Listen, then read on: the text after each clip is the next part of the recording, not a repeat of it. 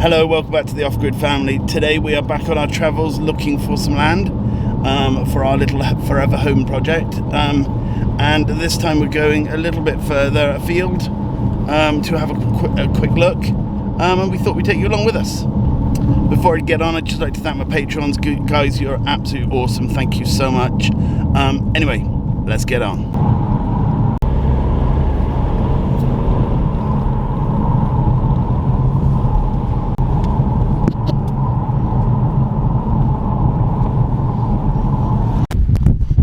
First time ever, the sat-nav took us directly to it, which is worrying because that never normally happens. So it may not even be it.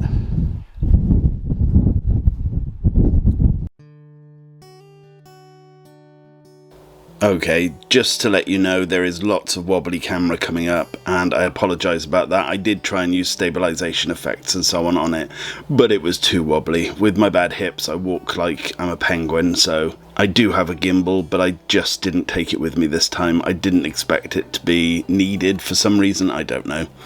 But anyway, this place was lovely. It was absolutely massive, and it was so windy. This is all a voiceover because of how windy it was. Literally, you can hear the odd word, but not anything, of relevance.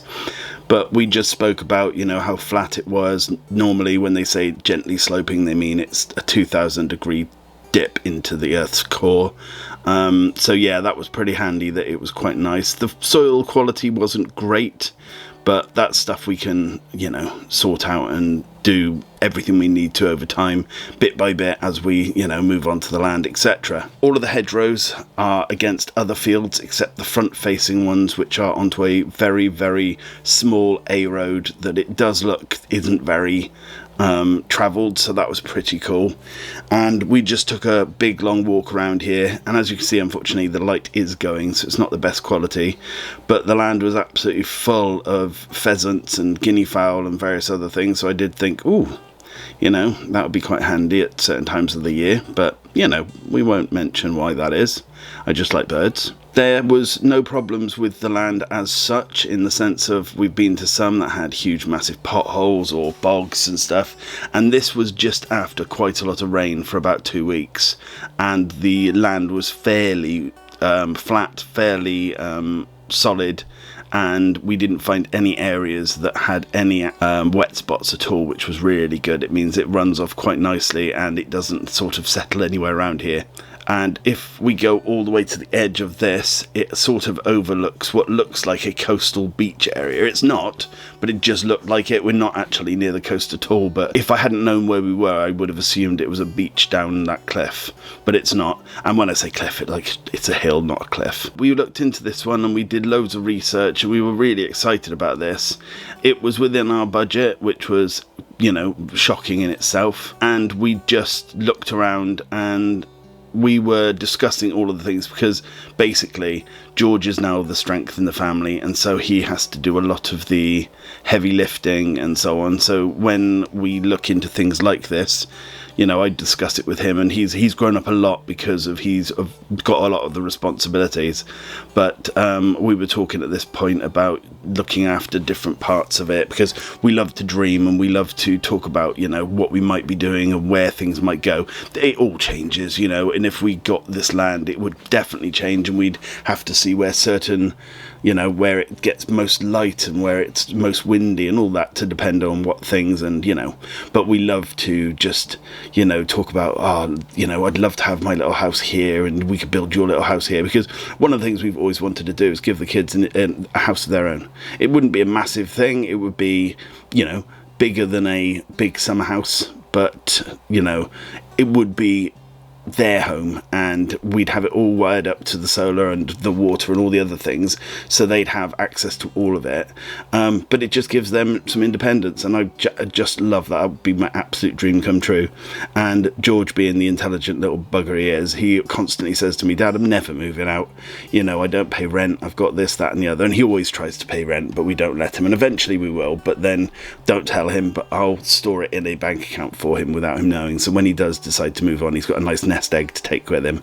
But yeah, like one day hopefully that I'll be able to have them both built little houses on the land, so they don't necessarily need to move out. They've always got a place of their own. They don't feel like they're under their parents' roof as such. And we've always talked about, you know, when we do move off grid, it's everyone's responsibility for everything, but we'll all have individual sort of jobs. So George and me would be more into the sort of building of the structures and getting things done, and I teach him and Lily electronics and various other things on how to, you know, set up the wind turbines and so on, because, you know, I'm not going to live forever, so one day I'd love it if they learn everything and then they take over, kind of thing. But Crystal and Lily would be in charge of livestock and the planting. Crystal's extremely green-fingered. She basically didn't enjoy doing much of the vegetables back when we first got together, and I did the brunt of it. And then over the years, as my pain got worse, she started doing it more and more until she was sort of enjoying it more than I was, and she just, you know, she'd just take it and go, you know. So yeah, Crystal will be the one who sort of does all of the planting and feeding of animals, but Lily's always said that she would like to be some form of vet or something like that, and I said to her, if that's what she wants to do, that would be super handy, because, you know, having a vet that will not charge you a literal arm and a leg to help you with your livestock would be absolutely incredible.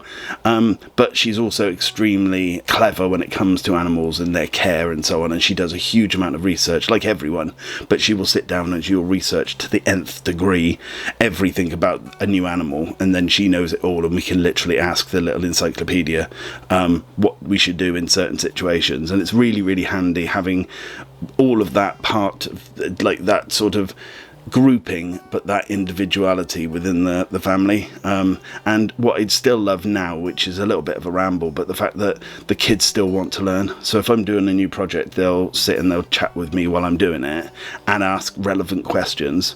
And you know, they are so excited about getting land, and as soon as we manage to, it's just going to be an absolute dream come true. But we can't keep getting our hopes up all the time, so we do try and, although we talk about these magical ideas and where things would go every time we go and see some land, we all know and we all talk about the fact that the odds are we won't get this land, it won't be this land, but eventually we will. So yeah, it's quite painful sometimes when you go and see somewhere and you're like, that's absolutely fantastic, this is our forever home, and then something's wrong about it. But we will keep looking and keep taking you with us every time we go, and one day we will have that dream. Okay, and the really bad news, this place was ideal. It was exactly what we wanted, and it was in our price range, kind of thing. But it had sold the day before. They'd literally signed the contract the day before, and yeah, it's heartbreaking. But you know, what can you do? We're just going to keep looking, and you know, we'll take you with us every time we go. But hopefully, sooner or later, we will find our perfect bit of land, and you guys can watch us transform it into a paradise. Anyway, thank you so much for watching. I'll see you again soon. Bye for now.